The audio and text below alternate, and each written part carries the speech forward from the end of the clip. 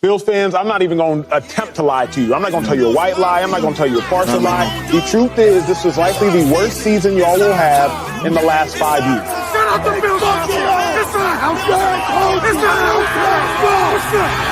Yeah, we the Buffalo Bills. Yeah, we the Buffalo Bills.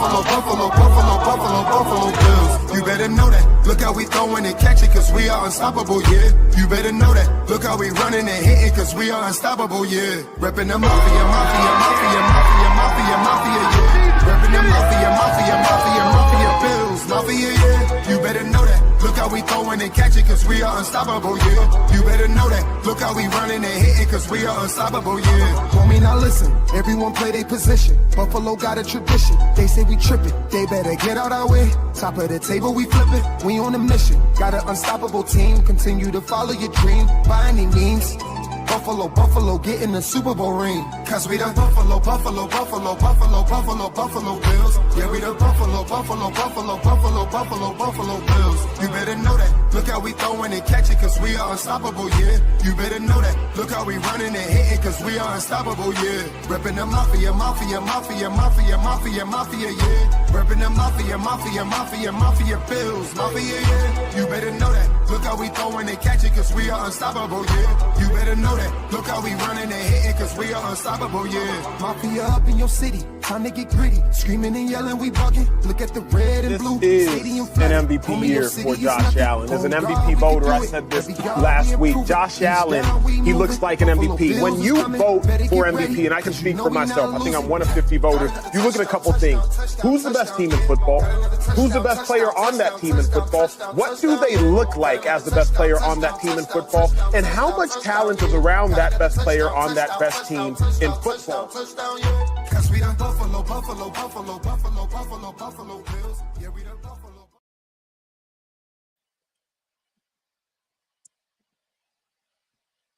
And a good evening, everyone. Welcome to another edition of the Coast to Coast podcast. I am your co-host, Beyond 716, as well here with the one, the only Whittle 2K.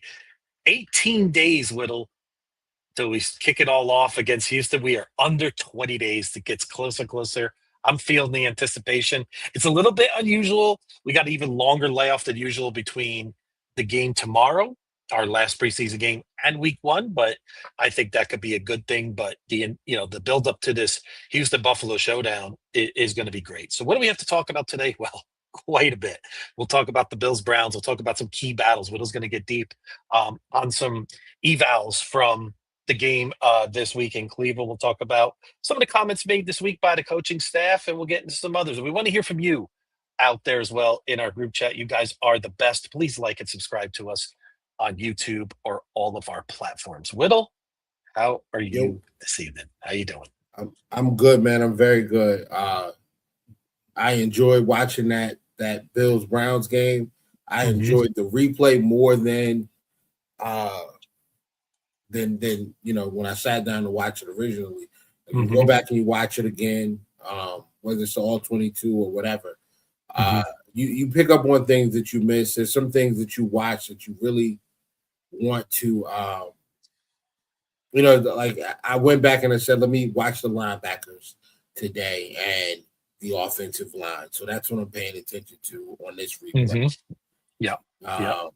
Great to see you, Michael.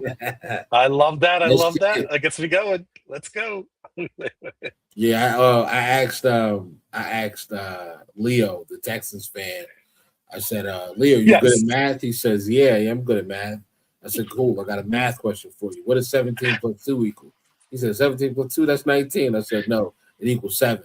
And Sean said, no, it's 6. It's 6. I said, oh, yeah, that's right. You need 16 to get the extra 1.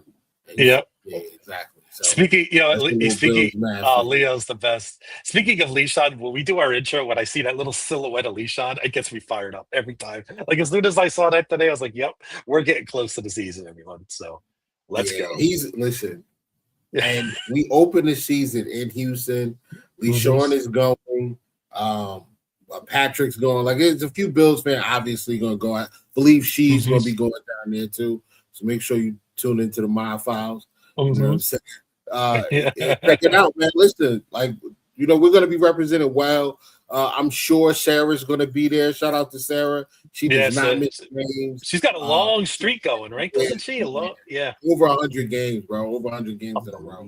Wow.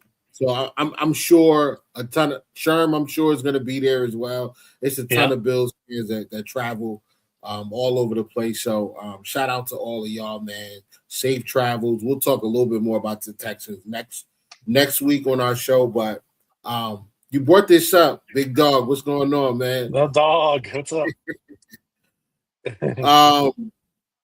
Yeah, I think they did us a favor. Like, if I look at the schedule, especially, week 1, like, we get an extra 3 days to prepare strictly for the Texans. Like, I'm sure we're going to talk about the 53, 100%. Yep. The 53, I'm sure it's already done. I'm sure that they kind of know already who 45 of the 53 guys are, right? There's just a couple of bubble spots that are available, and outside of that, most of these guys are locks, right? The running backs, like the top 2 backs, they're locks.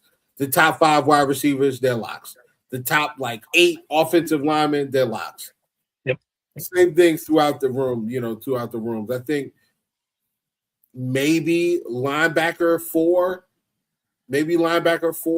and 5 are a battle. Maybe safety 5 is a battle.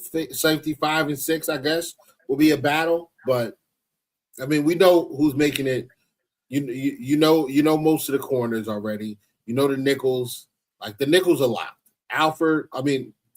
Alford and Jordan Hancock. Those guys are locked. Like, that's a lock. The tight ends is a lock. No, we know the tight ends that are making it. So, the kicker, the punter. I mean, I think you drafted Tommy Doman. He's going to be the punter this year, unless he screws up. And if that's the case, we'll just bring Mitch back off the. I'm sure Mitch will be on a practice squad.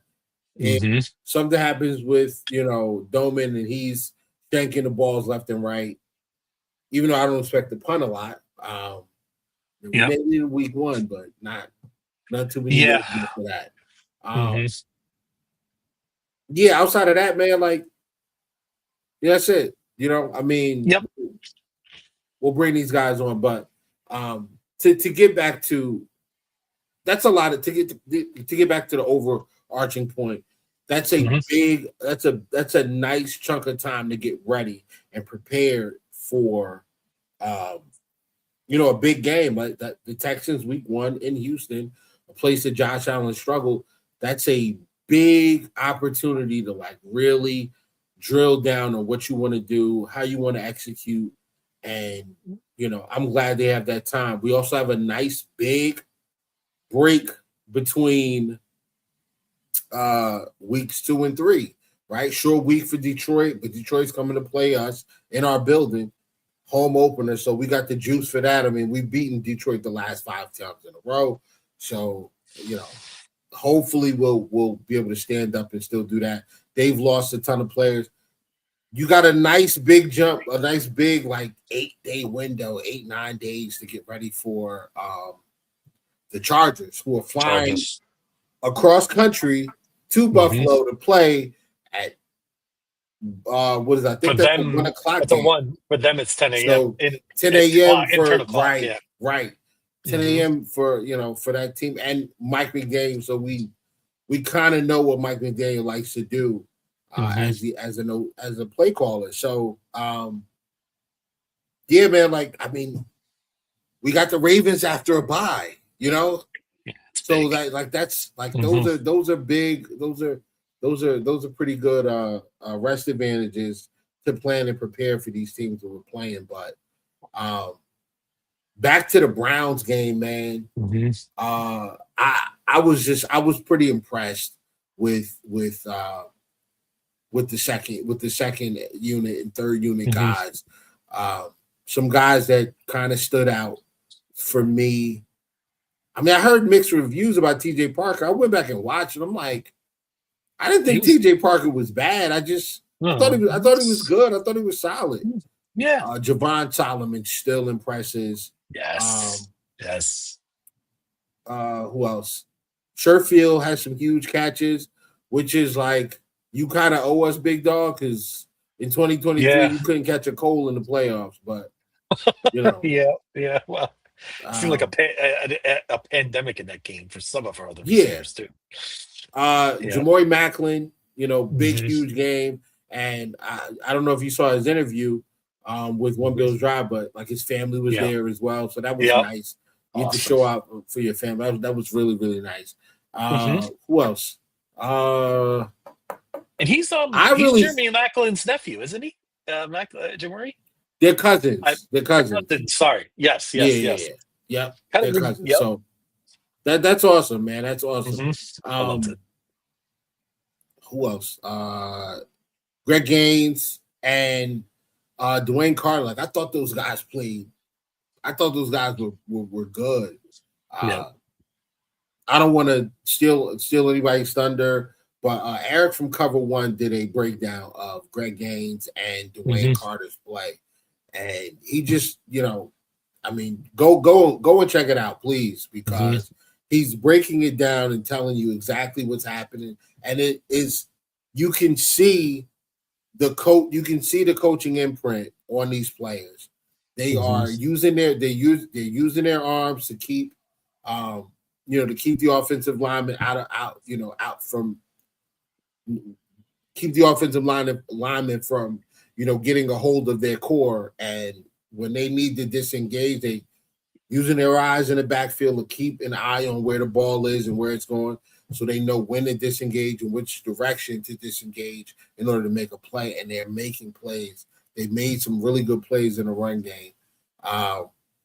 And honestly, the way Gaines and Walker and Dwayne Carter have played on the inside, the way that they've kind of eaten double teams and just occupied space, like you watch it and you see how clean the linebackers are when they can just pick the gap, shoot it, and make plays. So it's definitely different than what we're used to over the last few years, because defending and run was kind of like a gamble. Either we got a TFL or a tackle at the line, or we just missed and the guy was taken off for a big explosive play. But what did you think of the game when you I don't know how many times you watched it, but No, I just did watch. I watched some of the All-22, and I did watch the game on a replay. But I'll go a couple different angles on this game in terms of what impressed. We have a new coaching staff. We talk about it all off season, right? And granted, it's backups. Granted, it's only August, right? But the preparation, the fact that these guys came out and played such a solid game, I think speaks well to the coaching staff, right? It's just put it as another good check mark on the green on the Joe Brady ledger on his side. It doesn't mean he's going to be great. It doesn't mean he's got it all figured out. Again, we spoke that once he has adversity, how does he handle things? That's where we're all going to really judge where we are with Joe. I mean, week one, he gets right into it with Houston, but just an overall, just great effort from, I think what you said about Gaines and Dwayne Carter, that was one of my pain points. What's really behind, where's our depth there? I feel a little bit more at ease about that after this game on Saturday. Something happens up front. So I feel like our depth on the line, and not just the edges, because I always thought our edge depth was good, but now I feel like our internal defensive line depth, you'll get into Landon Jackson and some other guys as well. I just feel like we're so much better in that respect. So like you said, great. We love this time of year because there's always a few stories that pop, right? Macklin's one. Ian Wheeler is another. I mean, how do you not love this guy? I mean, it's unfortunate we're so stacked at running back where, if we needed a number 3, Wheeler, I think, would have a real shot here, Whittle. I don't know if you agree with that, but just a great story to see how he's been playing. And, he's definitely, I'm not sure if he's going to survive at our practice squad. We'll have to see, but I definitely think he'll at least be on the practice squad at very minimum. So, I wanted to let me drill down on that. Ty Johnson's been out for a while.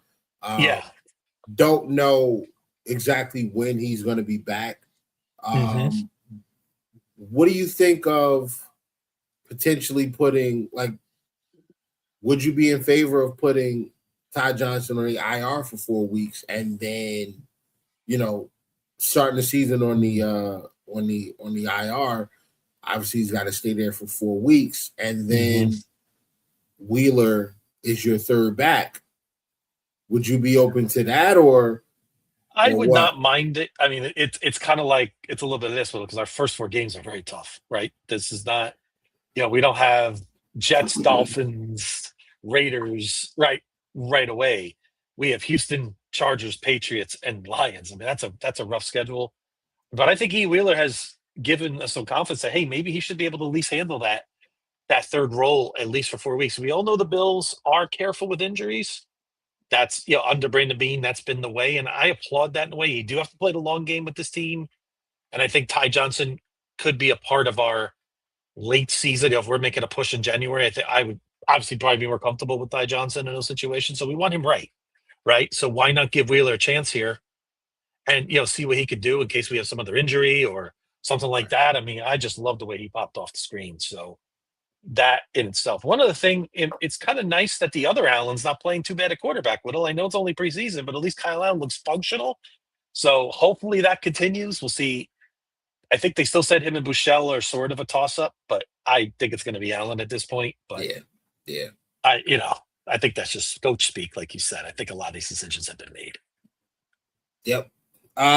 So the thing with Wheeler, like I like what we've seen so far. The question that I have is, what does he look like in pass pro? Because I don't trust James Cook or Ray Davis in pass pro. Like, that's I'm fair. Being honest. So the issue, the Ty Johnson thing does worry me. And it also raises a concern. Like, we really probably need to look into a potential plan for what the Bills post Ty Johnson looks like. And I mean, that sounds weird. Like, I don't want to overinflate what Ty Johnson does, but I don't want to undervalue it either. Like, Ty Johnson, I know he's not James Cook. He's not the All-Pro returner that Ray Davis is, but he's a really good receiver. He's a reliable receiver. He's got a ton of burst after the catch, and he's an excellent pass protector. And let's be honest, man, the Bills, from a talent perspective, top-end talent, we don't compare with the other teams. We don't have a Will Anderson and a Danielle Hunter on defense and a Nico Collins. We don't have those top-end guys, right? We don't have, a Derrick Henry and a Ronnie Staley and a Matabike and all of these guys that are all we don't have those guys. No Chris Jones, no Creed Humphrey, no Travis. Like, we don't have that. But when it comes down to your ones and your twos and your three, like, I think we even things out the further we get down the depth chart. Now, if everybody's healthy, we're at a talent disadvantage. But the one thing that keeps us in contention with these other teams, despite the talent, is the duo in the backfield, James Cook and Josh Allen. As long as we have those two guys healthy and on the field, we have a great chance, because James Cook can carry the ball 10 times and get you 150 yards, right? Yep. He can touch the ball 15 times and have 170 yards of total offense before you blink your eye. 2-3 touchdowns, because the guy's that explosive, especially behind this offensive line. Josh Allen, I mean, nobody's got more touchdowns than this guy since 2016. He was drafted in 2018. I mean, you know what I'm saying? Like, it doesn't matter. The team is scoring 28 points per game with Diggs, Davis, Shakir, McKenzie, whatever. And then the team is scoring 28 points with Keon Coleman, Mac Hollins, no Diggs, no DJ. Like, what's the constant there, guys? The constant is Josh. Josh was here when we were throwing the ball up and down the field and putting up tons of points under the Dayball offensive coordinator stick. And Josh is here now under Brady, where we're more of a balanced offense. So the constant is Josh. As long as Josh is healthy, this offense is going to put up points. We have to protect 17. The way you do it is by having Ty Johnson available.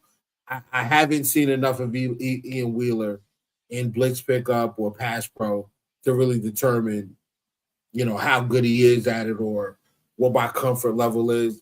Maybe the coaches have. Maybe they are more comfortable.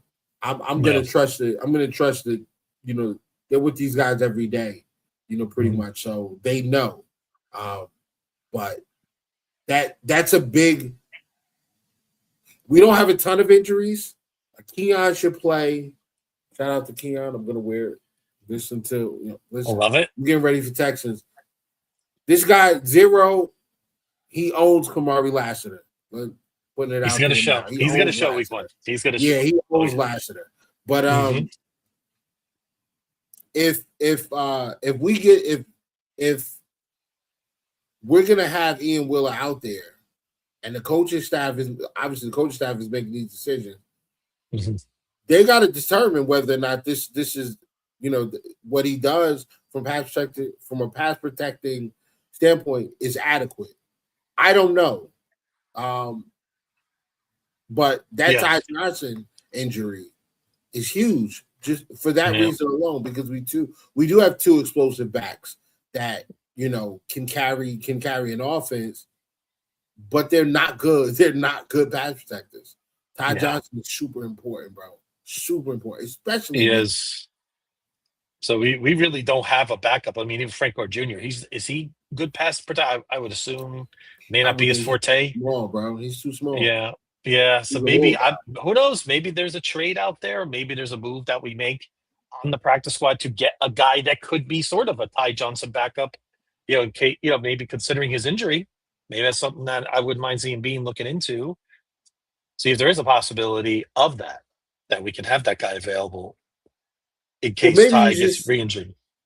Maybe the fix is a short-term fix, and because maybe the fix is just a schematic fix. Maybe the plan is to get the ball out a little bit faster. Maybe we go max protection. We put two backs in the backfield, right? Or an extra tight end. Maybe we go 12 and maybe we're in shotgun with two tight ends on the field to help the offensive line contain some of these dominant edge rushers. But listen, I don't know, man. I mean, it's terrible timing because of who we play early. But at the same time, it's like I'd rather him get hurt now and get healthy and be ready for the rest of the year, because he's very important. He's very important to what this team wants to do in the passing game. Yep. Really is. So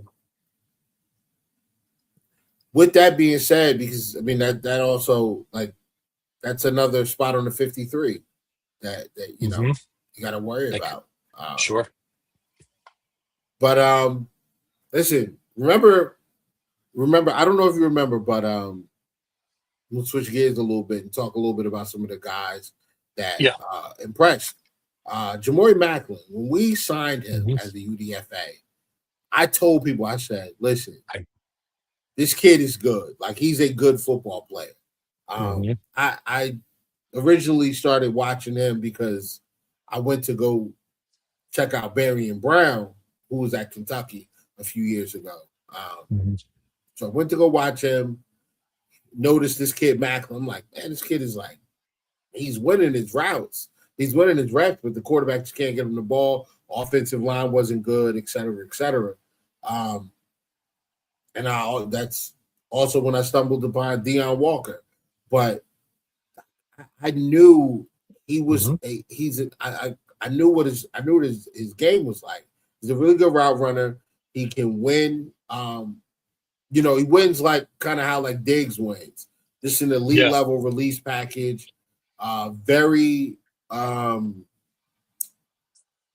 he's a very what's the word I'm looking for? Precise. He's a very precise route runner. And geez, man, like the amount of space that he created on Saturday in that Browns game, I mean, dude, like he had guys beat by like 4 or 5 yards. And he's a 4-5 guy. Like he's not a blazing speed guy. He's a 4-5 guy. 5-6 yards, man. Like he's smoking dudes down the field, just off of the route running and just being able to know when to go and accelerate. And by the time these guys recover, it's too late. The ball's in the air, man. So shout out to Jamori Macklin. Yeah. I don't think you're gonna make the 53, but maybe it's unless Skylar Bell. Well, Skylar Bell, we do expect him to play tomorrow. Yep, he's playing tomorrow. I believe so. But that I was thinking maybe if he was hurt for an extended period of time, maybe they would hire him and keep him around for a little while. But you're right. You mentioned a great point, Whittle. Precision route running. I don't think it's talked about enough. Everybody obsesses about 40 times, and I get 40 times are important. But you could really make it up with that precision route running, and like you said, get open and create space. Where maybe he didn't look like he has that blazing speed, but it looks like he was fast because he was creating a lot of separation. So, absolutely, yep. Now this is the other thing. Wide receivers, we know who the top 5 are, right? It's DJ Moore, Shakir, Coleman, Palmer, Bell. Those are your top 5. Now Shavers is out until probably like December. Yeah, it's going to be a long-term injury. Sherfield's there on the bubble, I think. Mecole Hardman, I thought was going to be a lock for this team. His play has put him on the bubble, in my opinion. And Jamori Macklin is there. That is the issue. If you are wide receiver 6, you have to play special teams. I don't know what Jamori Macklin gives you on special teams. Probably nothing, right? Sherfield does play special teams, but he's more of a gunner than he is a return guy. He can return, but he's more of a gunner. Mecole Hardman, not a gunner at all, just a return guy. His hands stink. They stink. Yeah, they do. Like he was not able to really confidently catch the football. He's fast. He is fast, but he was not able to confidently catch the ball. And that to me is an issue.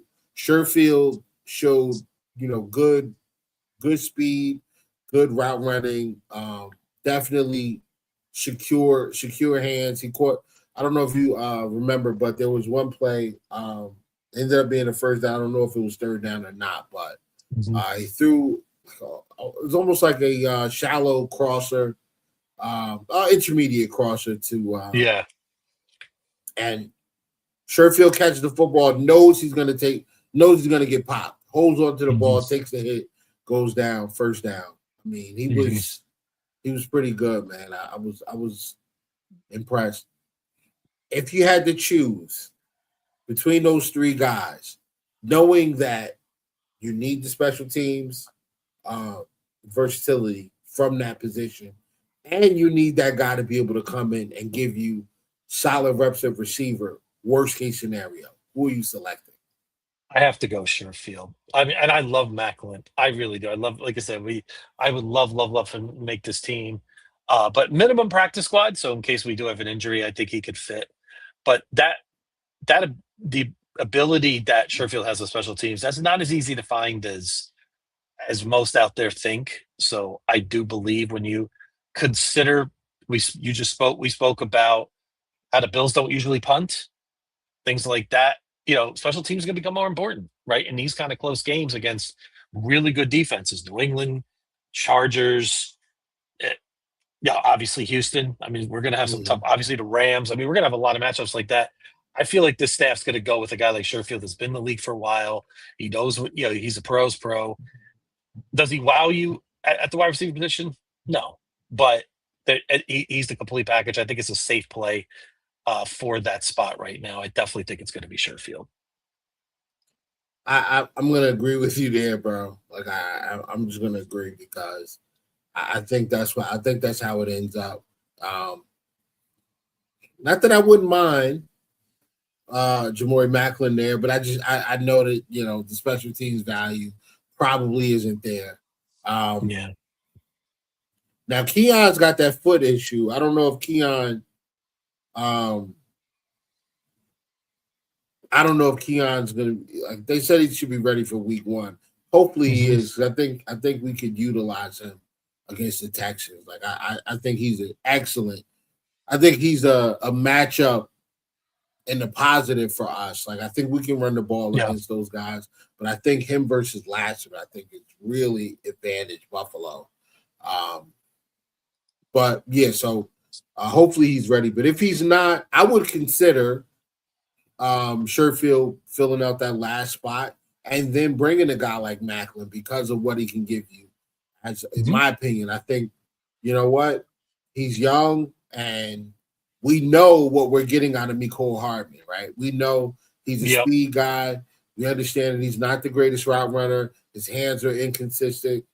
Macklin, who had drops in college, so far has been pretty short-handed, man. And his ability to win with technique and route running, like I would prefer that, especially going up against some of the better defenses that we're facing earlier, like the Chargers. That's a good defense. That's a well-coached defense. The Patriots. That's another good secondary group who just, made a trade, sent Keyshawn Butte to the Texans. Of all teams, so we got to deal with that. Thanks, New England. And in return, what did they get? They got a safety, Jalen Reed. So, they bolstered that secondary a bit. Especially at with safety depth, and it's just something. That's another guy that we have to deal with. So, give me a guy like Macklin who can win with route running, and a quarterback who could deliver him the football. So, that's where I'm at on that. Left guard. I gotta be honest, bro. I went back and watched the Browns game. And, bro, Alec Anderson and Cedric Van Granger were lighting people up. Like they legit, when we were running the full, when Alec was in the game, I made sure I said, let me pay attention to what Alec and Corbett are doing here, right? When Alec was in the game, it was noticeable. They were just clearing out space. The combo blocks between those two guys, man, they were very, very good. And then those guys were climbing to the second level. Whether the play was going that direction or not, they looked for a defender to put in the grass every single time. Even if the running back wasn't like following them. Like I watch SVP, I watch VPG just light somebody up really for no reason. Like he wasn't even part of the play. He just happened to lock eyes on that target and he just annihilated him. Another guy that's annihilating people is that fullback that we got from Van Sumeren, 48 or whoever 48 is. I think that's Van Sumeren. I think it is. Van Sumeren, bro. He put a hit on somebody. He put a hit on Michael Hall. Oh my God. Let me make sure I got the right guy. I'm almost positive. 48's the tight end. Shane Zylstra. That's what it was. Shane Zylstra. Oh, it's Zylstra. He's another hit. Yeah, because I know Van Sumeren had some good moments too. So yeah. That kid, 48, annihilated Michael Hall. That was you're right. That was folded him backwards.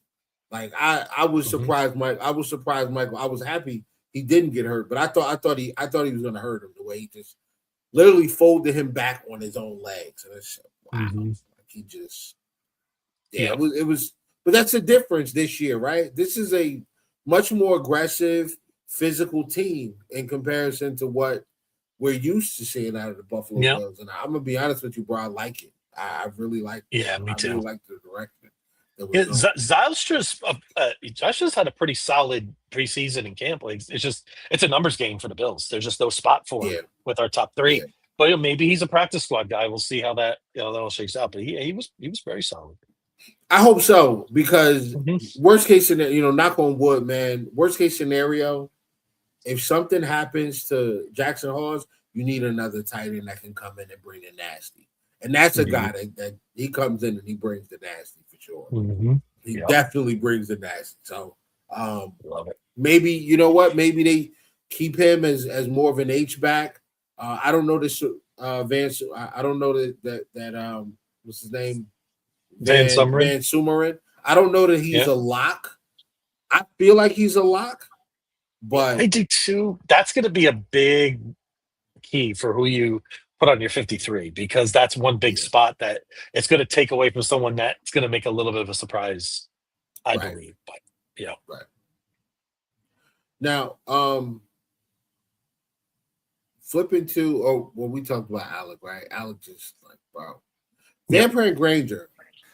The dilemma I have here with him, I think that there's something there. I think that he's good. I don't want to continue to waste his rookie contract if we're not going to play him, but at the same time, I don't want to give up on that depth, because, I do think he can come in and give you. I do think he can come in and get you through a couple of games at center. I'd love to see him actually get snaps against somebody's ones. That would really, I'd be happy to see that. With some of these offensive linemen going down, so many of these linemen across the league going down, and then there's just not enough really good depth. There's just not a lot of good offensive linemen available. Would you make VPG available to a team, I don't know, like the Chargers, who lost their center? The Ravens also lost a center for the rest of the year. And there's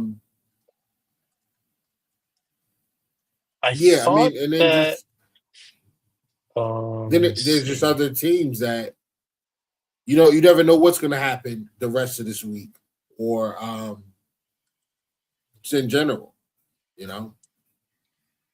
What do you think?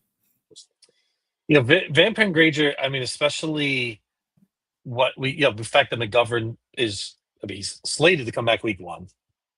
Right. But how healthy he's going to be, does anything re-injure? I agree with you, Whittle. I don't want to just give up on. I'm not going to just trade him just to trade him, right? It's got to be a move that makes sense for something we could use now, or identify some other gaps, maybe in our depth, somewhere else. Is there anybody else? Do you feel Cushenberry would make the roster? You think you're confident? Maybe, let's say we did move. Van Granger, you feel Cushenberry is adequate enough as our backup if we did make that move? I think the team feels that way. He didn't play at all against the Browns, so no, he did not. Right. I think that means, to me, that means they have him locked in as the starter week 1 if McGovern can't go. Good point. Yeah, because they don't want him to get hurt. So, yep. Right. So that's where I'm at, man. Yeah, I could see it. I could see a potential trade, but again, you can never have enough depth in this league. If you can, Randy, you're right. It is a rookie deal. You don't want to waste them. But when you're in your Super Bowl window, Whittle, every detail matters, right? Every little detail matters. I'm not giving stuff away here to say, hey, let's just look for flexibility in a couple of years now. I'm really not worried about that right now, right? We need to put our best foot forward at every position possible going into 2026. So I do agree, but it'll be interesting. I think let me ask you this. By this time next week, or maybe by the weekend, has Brandon Beane made a trade of some sort? Yes. And all right, I'll take step 2. What position do you think he targets to bring in if you had to handicap it? I don't know that he brings anything in. Yeah. I think we trade guys out. Okay. Now,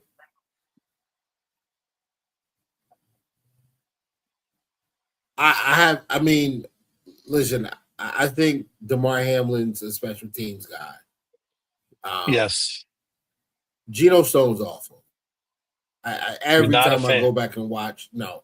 I get it. He had a bunch of picks with the Ravens like 3 years ago, whatever it was. Mm-hmm.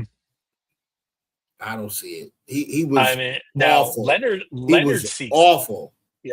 Leonard gushed about him in his press conference this week. Stoned. I don't know why. He was awful. Why either. Yes. Maybe he's trying to hype him up to move him because he was awful, bro. He was awful. Yeah. I didn't. There were multiple plays where I felt like Geno Stone was either late in reacting or just missed it completely. Mm-hmm.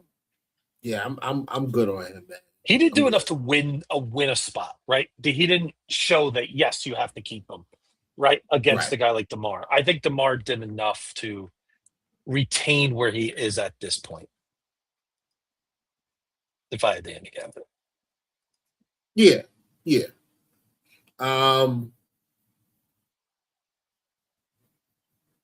If he was to bring somebody in,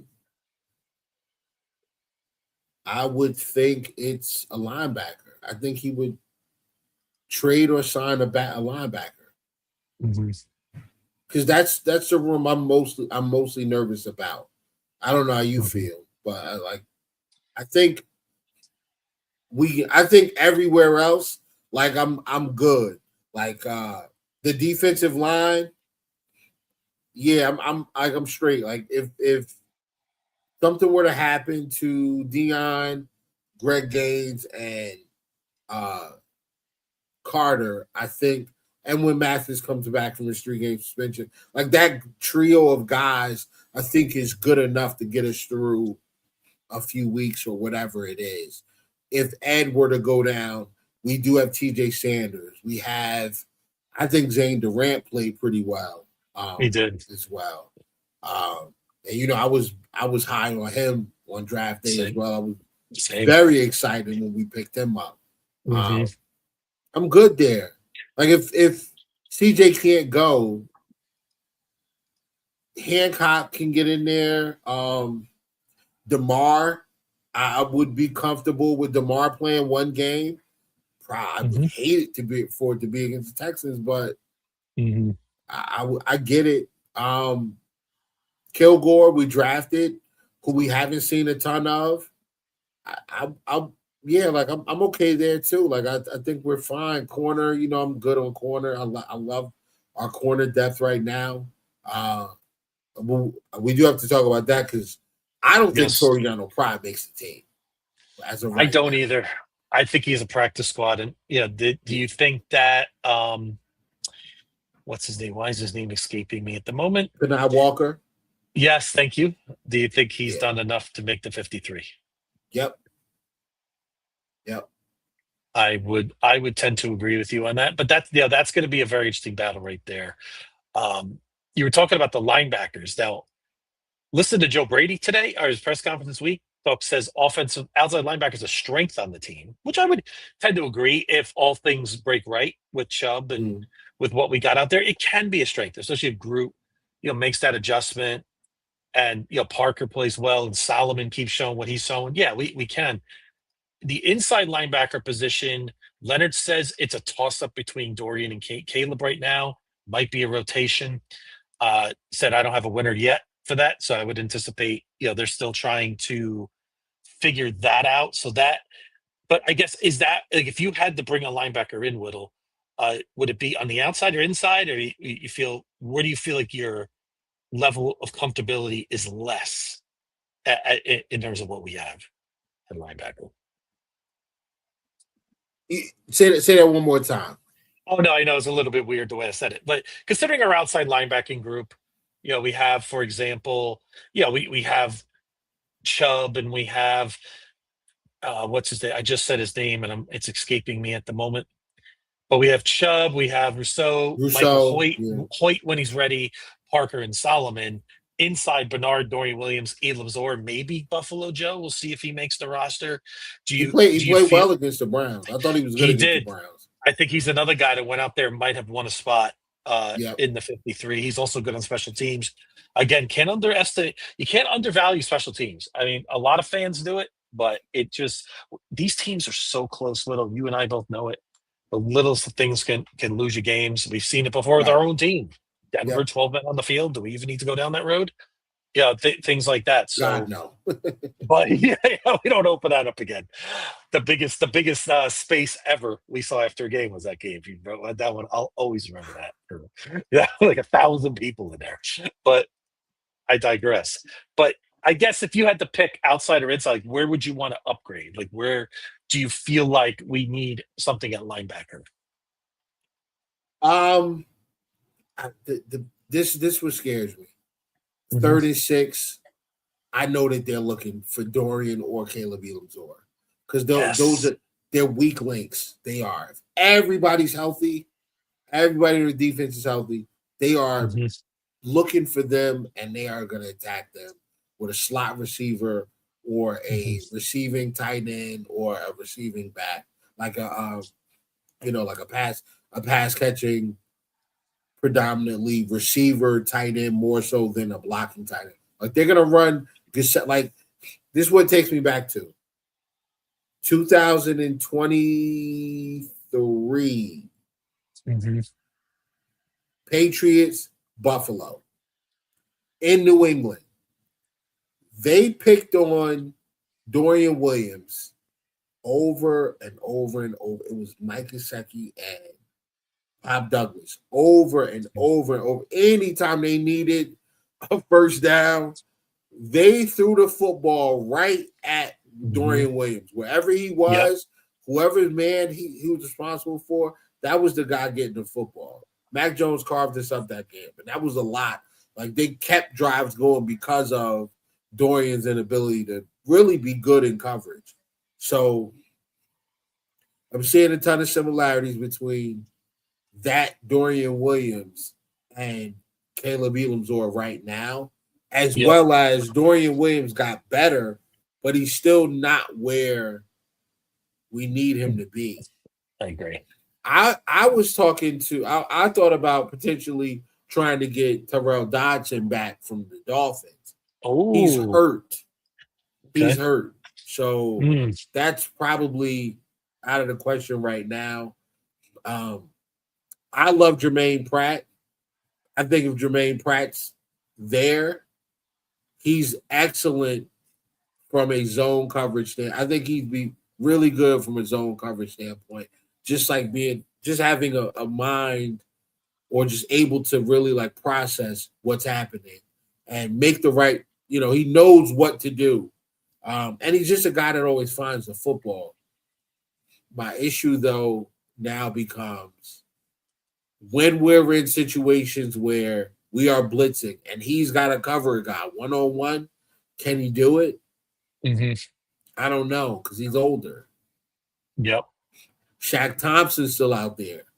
The problem is, I think Shaq wants more money than what Brandon Beane's comfortable paying. And sometimes, Beane, you got to overpay, bro.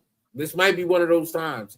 I'd be really this is what separates, in my opinion, what separates Buffalo from the teams that win it all, the teams that get it done.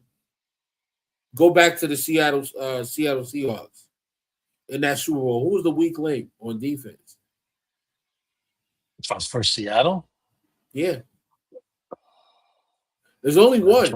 Not much, right? Was it a linebacker? Did they have some Tariq Woolen, cornerback too. Yeah, and he wasn't even, and he's no longer on the team. Like he's in Philly now. No. Yep. But they were able to mitigate it. They were able to mitigate the damage that he could cause. Yeah. By being poor in their scheme because they kept getting to the quarterback. Now, we might be able to get to the quarterback this year because of the personnel and the changes, but Reek Woolen is the boundary corner, so his man He's got like 2 seconds before he's really got to worry about the ball coming his way, right? Yeah. The linebackers don't have that. That ball's coming out quicker. So you got to make the right decision over and over and over in order to stop the play coming at you. I don't trust these guys. I agree. And, even Leonard said they're kind of cut from the same cloth. Elam Zora and Dory Williams, which I really wasn't too thrilled to hear because I was hoping. Now, we did see, do you remember that clip of Elam Zora where he was covering James Cook, go toe for toe? But that doesn't necessarily mean he's really going to be great coverage, right, Whittle? That's a totally different. Yeah, because maybe that gave. I was looking like, oh, maybe he's going to be a coverage linebacker. But you're saying he's more like Dorian in that case. Yeah, where he needs improvement. Yeah. So. Yeah, I don't believe. I don't believe that. I don't believe that he's going to be good at coverage. Yeah, I think if we play against he might be okay against the Texans, maybe because but who are they going to put up a great point. You already got me. Noel is super fast, bro. Whittle, you already got me going. They get about 3rd and 6, getting aggravated when they get 7 yards on it. I'm with you. Yeah, that's a major pain point. I don't want that. So that's where I'm at. And listen, that's what decides games in this league, especially in these kind of matchups. I mean, you look back. How many spaces have we had where we've talked about certain plays like that in certain games that have just burned us for the 1 seed or burned us in the playoffs? How many spaces we had talking about we can't get off the field on 3rd down? So, I don't want to go through that. Like the Texans don't have holes on their defense. They don't. You just have to beat your guy. Just has to be better than their guy. Yep. A couple times a game, and you got to hit every time that they are. You got to take advantage of it. If you don't, you're going to lose. Yep. And we got to be smart with the football. No Josh Hero in this game. I need methodical 240 yards, couple touchdowns, stay away from picks, just get rid of the ball. Don't get sacked 7 times. Yep. You see what happened with the Rams? The Rams lost last year because they couldn't stop JSN. Yep. What'd they do? Went out and traded for McDuffie and Jalen Watson. They went out and got Myles Garrett. We're gonna get to the quarterback, and we're gonna improve our ability to cover on the back end. Mm-hmm. You know what the weakness is, Brandon Bean. Fix it. The weakness right now is linebacker in coverage, opposite of Terrell Bernard. Go fix it. There are guys out there that we can fix this. Yeah. I'd be way more comfortable if they did. Yeah. Well, maybe we could trade Dorian Williams for such a guy. Who knows? I mean, if somebody's looking for that kind of player, we have Caleb Ermzor. They seem to love him. Just keep him around and get me that better type of linebacker to complement him. Now, I will say this. Andreessen looked good in pass coverage. He did. Yeah. That was against the Browns, though. Let's see what happens this week tomorrow against the Steelers. Yep. Let's see. Well, Browns do have weapons on their roster. Quarterback's a messy issue right now. But other than that they have – I mean, their weapon room is actually very, very good. I mean, it is. You put Josh Allen on that team's a Super Bowl contender immediately. As crazy as it sounds. Maybe. Offensive line. Yeah, their offensive line is not there. Right. It's that's true. Maybe years ago. If you put Josh Allen on that team in 2022, 2021, you're probably talking about a team that's going to win the Super Bowl. Definitely, I think they made the playoffs 2022. I think that was the year. The Browns line is not Commanders bad, but it's not that far away. Gee, that was terrible. Remember, you see that report, bro? Inoperable. I did. I've never heard of an offensive line.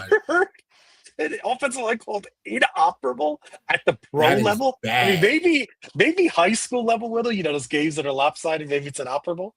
This is you talk about bad machines like that. That's what's inoperable. Bad machines are like you're in the military and you're working on a piece of equipment, right? And it's inoperable. It's inoperable. Right? Right? Yeah. That's a deadline truck. It's over. Mm-hmm. Yep.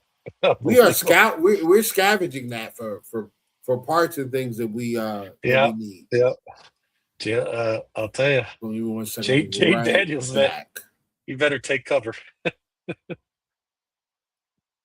All right, Whittle will be right back. So, anybody in the group chat, please give us your opinions on any surprises in your 53. Anything you want to bring to the table?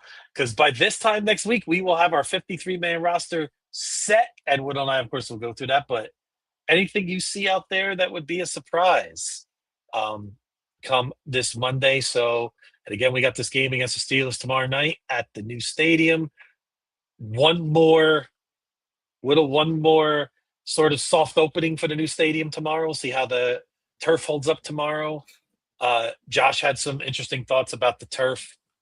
Yeah, he said he's had a lot of sleepless nights up sliding on the artificial stuff, and said he can't sleep. He says if I could snap a finger, every stadium would be grass. I agree with him on that. I mean, I think he's right, but we'll see how the turf holds up to the new grass holds up tomorrow in its second go around. So it wasn't great the first time, but I'm sure they'll work out some kinks there on that. Yeah, bro. Once he said that, like he talked about the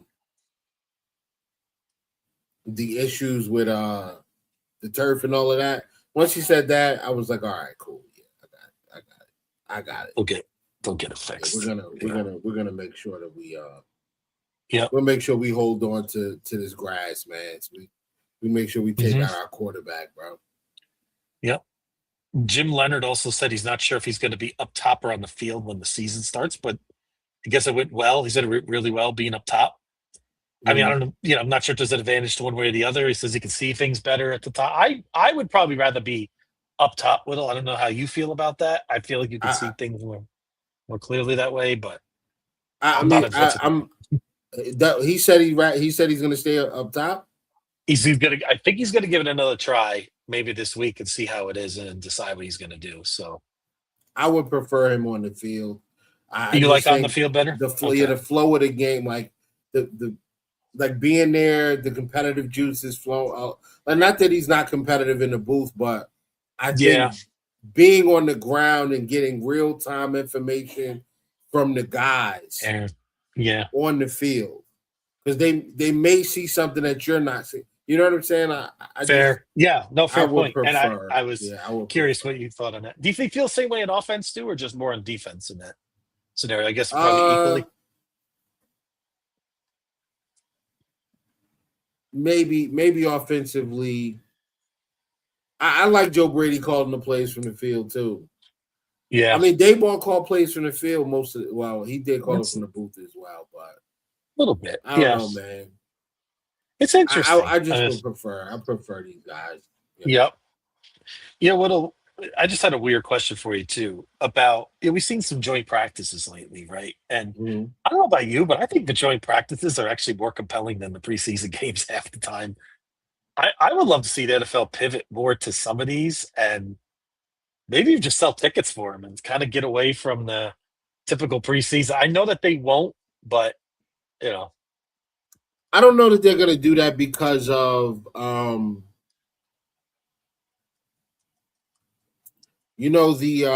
is it? Like there's like a competitive edge, right? So there's only so much you want to show and things like, I don't know, man. I mean, wait, no, they do have tickets for the practices. They do. Yeah. But I don't know. I'm sure it's for joint practices as well. Yeah. I wonder if, So, here's something else, Whittle. And this happened just today. The Pro Bowl is no longer. So, man, good riddance, bro. Good riddance. Good riddance. Whittle says bye-bye to the Pro Bowl. I'm good, man. I'm good. I think, you know what, Whittle? When we were kids, especially, I'm older than you in this case, but when I was a kid, the baseball all-star game, the Pro Bowl, the NBA all-star game, these things were big events. You know why? Because we didn't get a chance to see a lot of these players all the time, right? When I was a young Knicks fan growing up and they were awful at the guard, those days, and you got a chance to see like a Laker in an all-star game or something. You didn't see them on TV a lot. So it was kind of exciting, even for the football guys, right? But now we see these teams all the time. Everybody sees them all the time. I think the concept is outdated. They don't, you know what I mean? But I do think they should do something interactive for the fans at a very high level to get eyeballs on some kind of product that they could put together, some kind of entertainment, maybe involving Super Bowl. You know what I mean? Maybe they give away hey, we're going to give away, 100 gift cards for $250 to NFL.com or something, right? To people at home or something, maybe TikTok or something. You know what I mean? They could do something like that. Get people in there. People always take a chance to win something, right, Whittle? They'll always watch something. So if they do that, sure. maybe it's a way you could kind of celebrate the Pro Bowlers. Maybe you can announce them and have some kind of analyze. You could do something with flair. You don't have to play a game anymore. So that's my comment. I'm with you. Good riddance, but I do think it opens an opportunity to really make it a different type of event. But also maybe do something more for the fans and get some advertising can pay for it, no problem. In this day and age, you can stream it on Netflix. You can do whatever you want at this point. So that's where I'm at. Yeah, I'm over I've been over the Pro Bowl, bro. I haven't watched the Pro Bowl in. I can't even remember the last time I watched the Pro Bowl. Since they played in Hawaii, at least. Yeah, it's been like 50. It's probably been 15, 20 years, bro, since I watched the Pro Bowl. And you forget more football than I watch half the time, so that tells me something. Especially college and NFL. Well, you do. That's what I want our listeners to understand, especially as we go through the season and we get into the off season. This is where you want to be. So as we break down the next set of players coming in next year, we got a long time before that. So tomorrow, no Josh tomorrow. Obviously, that's what Brady made that very clear. Right. So we're not going to see. I mean, we'll see some starters. He said you have to play some starters tomorrow, but some other interesting battles that we'll see. So I think we've covered quite a bit. I was trying to see if there was anything else that we may have missed, but I don't really believe we have. I think the big thing is, are we going to keep a fullback? Because that could open up a spot. Are we going to, is Michael, now he said Michael Hoyt, he mentioned is he going to play tomorrow? By the way? I think he might. Like they've been really, they've been really like chill with him. Yeah. But yeah, I think he might play. I do. I think he might play. Yep. Michael, game 7 p.m. tomorrow, 4 o'clock for us West Coasters tomorrow. Eastern time, baby. Yep. 7 p.m. Eastern time, baby. Yep. 4 o'clock for us stragglers here on the West. So I already got recording going, so we're ready to go. That's funny. Matt Dygert's putting a bunch of comments in the live chat on Twitter. I don't see anything on that on my end here. So yeah, I'm not seeing it. I just wanted to call either. out Matt. Yeah, so Matt, I'm not sure what's happening, but and I said, I'm sorry you're not seeing him. So I was like, too bad, because I'm sure maybe that's why. Maybe some are trying to make comments. Who knows? Maybe X is having a problem. So, but if so, come to our YouTube page and like and subscribe, please. X is always having a problem. I know. Well, yeah.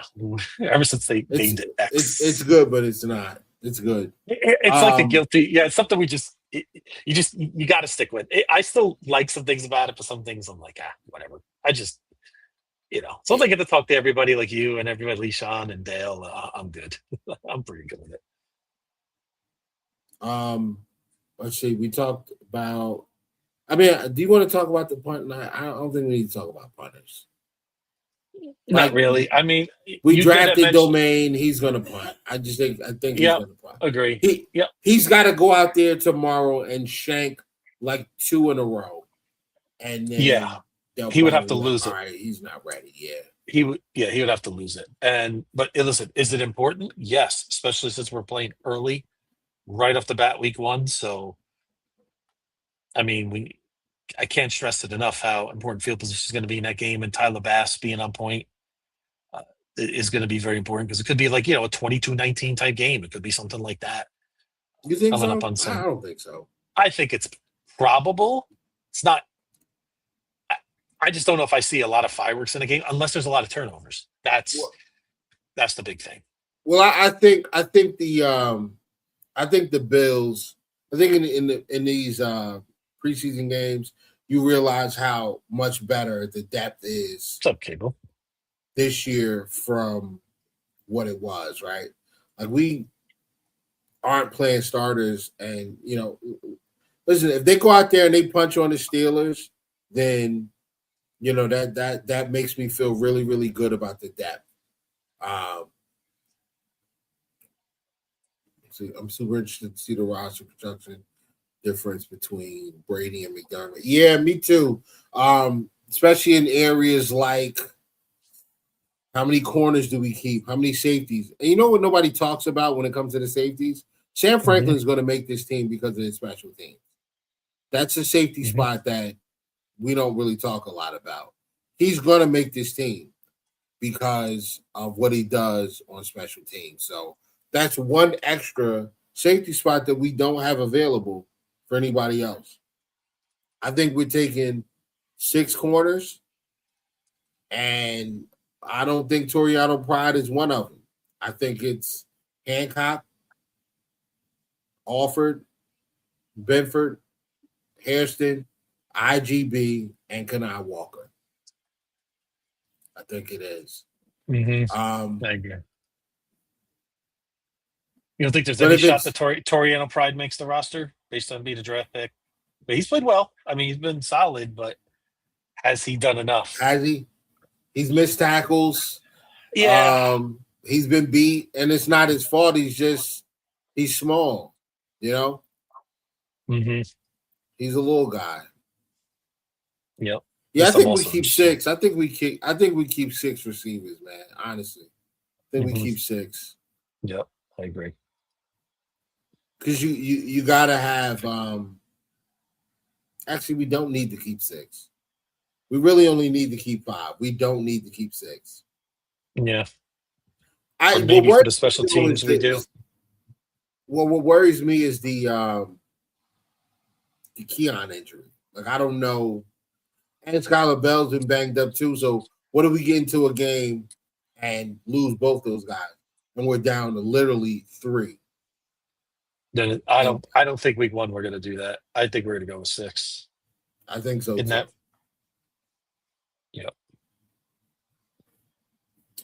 All right, brother. I think I think we're about to wrap it up. Yeah, the hour flies by or more, so we have arrived, and so we got the Pittsburgh game tomorrow, 7:00 at the new high mark. Look forward to that. Then we'll have our roster cut down 53.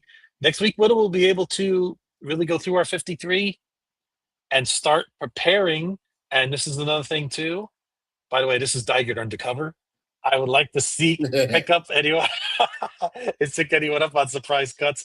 I agree. I mean, that's something else. We'll see if we have any pickups. Maybe we'll have some news that night. Maybe it'll be something that goes down next week, and we can hopefully start. Hopefully it's a coverage linebacker. Yep. We could pivot for you Friends fans to Bills and the Texans about 2 weeks after that. So we'll have plenty to set up. And then the following Wednesday, we'll preview the season a little. We'll do our Super Bowl picks, all that good stuff, parlay picks, right? I'm sure just some ideas I'm throwing out there. We're going to have a game going on for our podcast that night, by the way. The first game, Seattle, San Francisco, right? Kicks off Wednesday night, right? I believe it's Wednesday night. Or no, not next week. No, the Wednesday after. Oh yeah. So unusual that we usually don't have a game going on, but we'll have a game on the screen. So it'll be pretty. It's going to be awesome. We might have to not have the pod that week. We could do it too. Maybe we can move it. We'll talk to our team, but look out for that. We'll see if there's a scheduling change. Yeah, I don't want to go up against the first game of the season. Nah, I'm good. I agree. Plus, I want to watch that game. That's Patriots Seattle, right? Yeah, I believe so. Yeah, because the international game is the one in Australia. That one's not first, Thursday? Right? It's Thursday, right? Yeah, I think so. I have to check the schedule. Yeah. But so we'll look for some possible changes that week. Little and I will speak about it, but we'll definitely put it out there. So again, like and subscribe to Do Champions. Who will win, Steelers or Bills? Well, I'm going with the Bills a little, but Yeah, it's a preseason game. We're at home. Skylar Bell's playing. I think we win. Yep. Kyle Allen's playing. Skylar Bell's playing. Jamori Macklin's playing, and the Steelers secondary without their starters, I don't think is very good. So no, yeah, be interesting to see Drew Aller on their side has looked really well. Played very well from their former Penn Stater, which I really like that pick for the Steelers. I think that's a very intriguing option long term. But we'll see if that happens. But yeah, hopefully. And this is the other big thing, Whittle, tomorrow. Let's leave healthy tomorrow night. Especially our depth. Let's say hopefully everybody stays healthy, and then we can let's get some clarity on our decisions one way and another. So it make it a lot easier. Some guys step up, win those jobs, right? That's what they're gonna. Like Jim Leonard said, this is the toughest week of the year right now. He said this is the hardest week in the NFL because guys' livelihoods are on the line here, right? Even Joe Brady's talked about that. He said that's why he's got to put his best foot forward. I mean, those things are so I think it's probably the toughest week for the organization because how many conversations is Brandon Beane going to have with guys that don't make the roster, right? That's tough. I mean, that's really difficult. These are really, really good players when you get to this point. So we'll see how it goes. I'm excited to see how it all shakes out. But Whittle. Me too, bro. Yo, did you see real quick? Yeah, sure. Did you see the clip of Antonio Williams destroying Kyle Hamilton and Oh, I did not. Nate Wiggins? Yeah. Check the chat, bro. It's in the chat, man. Okay. I wanted Antonio. I wanted Antonio Williams so bad, bro. Why did we not take? Oh, I mean, Skylar Bell better be good. That's all I'm gonna say, Whittle. I'm with you on that. Right. I didn't love the Skylar Bell pick, but I was just okay. We'll see. That's where I was at with that. But yeah, I was. You could have gave me Barry and Brown. I would have been happy. I would have been super happy with Barry and Brown. Yeah, I agree. I agree with you. And listen, Barry and Brown, good receiver. Good receiver? Not inconsistent hands. I will say that top end speed is electric. The kid can fly, and he can and he returns, and he's a return guy too. So would have loved to have gotten him. That would have been perfect. I think it would have fit exactly what we were trying to do, but whatever. Yeah, absolutely. We move forward. We do. Yep, we'll see what we got. So, all right, Whittle. Well, enjoy the game tomorrow, everybody. Thank you to you as well, as always, Whittle. It's great to do these each and every week. We'll have some great shows coming up, especially when the season gets rolling. So, excited to get the ball rolling here. So, without further ado, we'll call it a week, and we'll see you here all next week as we prepare for week 1. Go Bills. Go Bills. Have a